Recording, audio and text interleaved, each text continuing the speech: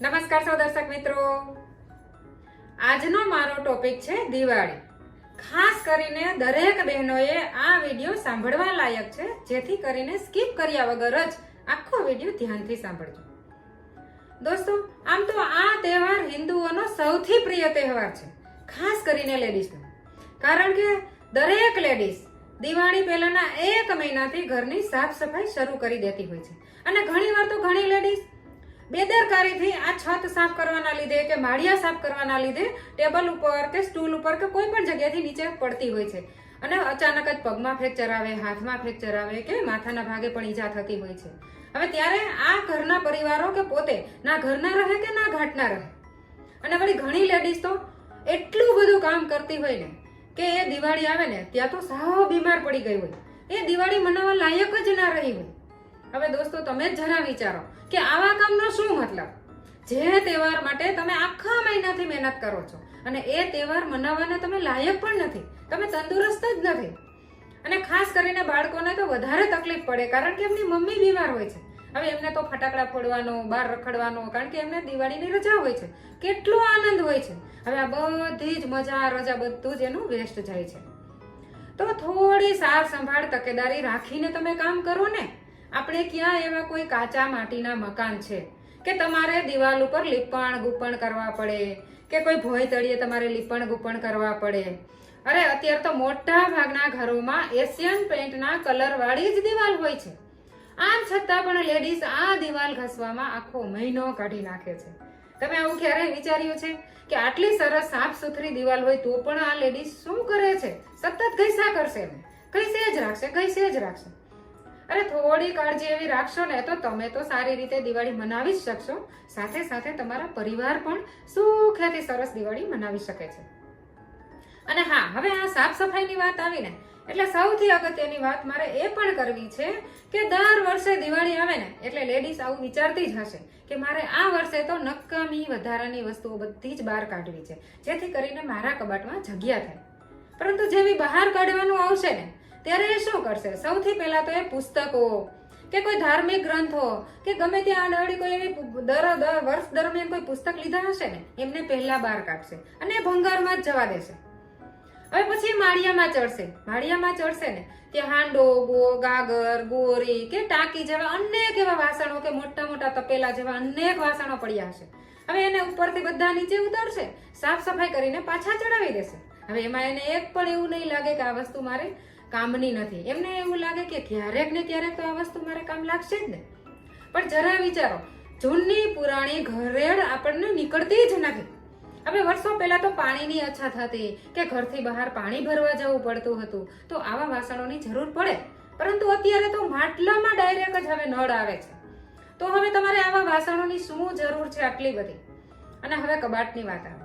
હવે કબાટમાં હવે લેડીઝને પોતાના મેરેજને 10 વર્ષ થયા હોય, 15, 20 કે 25 વર્ષની જર્ની હોય. આમ છતાં પણ આ 25 વર્ષની જર્નીમાં આ કબાટમાંથી 20 થી 25% જ વસ્તુ વપરાણી હશે. ગાદલા, ગોદડા, ઓશિકા, ચાદર, ઘણી બધી એવી વસ્તુઓ હશે કે એમાંથી એને 20 થી 25% જ વાપરેલી હશે. બાકીનો 80% સામાન એમ જ પડ્યો હશે. દર વર્ષે દિવાળી આવે ને એની પહેલા આ બધો સામાન બહાર કાઢશે, તડકામાં સુકવશે, ફરી પાછો ત્યાંથી લઈને ફરી એમ જ ગોઠવી દેશે. આ જ એનો નિત્યક્રમ બની ગયો છે. આમાં કોઈ બાંધછોડ ક્યારેય નહીં કરે. બસ એમને એવું જ લાગશે કે આ તો મારા આણા કરિયાણાની જ બધી વસ્તુ છે, તો આને તો મારે સાચવવાની છે, આ તો મારા મમ્મીએ આપેલું છે. અને આપણામાં ખાસ આણું કરિયાણું એટલું બધું આપે છે ને કે આને સાચવીને પેઢી બદલી જાય છે, પણ આ વસ્તુઓ તૂટતી નથી. કે વસ્તુઓ સાચવીને થાકી જાય છે, પણ વસ્તુઓ બીજે ક્યાંય જતી નથી અને તૂટતી પણ નથી. હવે તમે વિચારો, આટલી બધી વસ્તુ સાચવવાનો શું મતલબ છે? મને ખરેખર આ લોજિક લેડીઝનો ક્યારેય સમજાણો નથી. અને તમને પણ જો આ લોજિક સમજાય ને તો ખાસ કરીને મને આના ઉપર જ કોમેન્ટ કરજો. કારણ કે લેડીઝને ખરેખર ઘણા લેડીઝ આ એવું પણ કહેતા હોય છે કે હા, કોઈ ગેસ્ટ આવે ત્યારે આ બધી વસ્તુની અમારે જરૂર હોય છે, તમને આવી શું ખબર હોય છે? પણ હા, ખરેખર એની ઘરે જયારે 15 કે 20 ગેસ્ટ આવવાના હશે ને ત્યારે એ શું કરશે? બહારથી રેન્ટ ઉપર લાવશે, ગાદલા, ગોદડા, ચાદર બધું લાવશે. અને ત્યારે એવું વિચારશે કે અરે મારે આ ગેસ્ટ આવ્યા છે તો આ વસ્તુ થોડી કઢાય છે, આ વસ્તુ મારે બગડી જશે, આને મારે સાફ કરવી અઘરી પડી જશે. જો તમારે ગેસ્ટ આવે ત્યારે બહારથી જ ખરેખર આ બધી વસ્તુ લાવવી છે તો પછી શા માટે આવી બધી વસ્તુ ભરો છો અને એમાં તમારા દર વર્ષ દિવાળીના એક મહિનો આમાં તમે કાઢો છો, આખો મહિનો તમે આમાં જ બગાડો છો.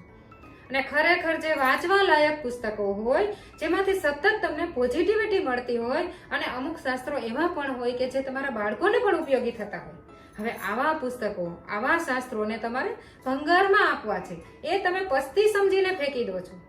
ખરેખર થોડું આમાં સમજવાની જરૂર છે.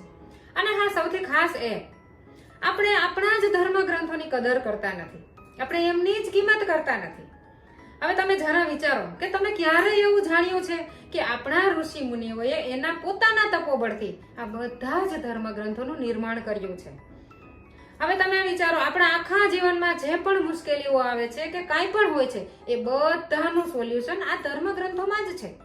તો પછી આપણે એ ધર્મ ગ્રંથો જ વાંચીએ ને, અથવા તમે વાંચી લીધું છે તો બીજા કોઈને વાંચવા આપો, અથવા ફરીવાર તમે ફરી પુસ્તક વાંચો.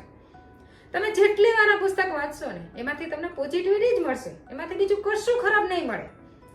એક પુસ્તક અનેક વાર વાંચવાથી તમને અનેક વસ્તુ એમાંથી જાણવા મળશે.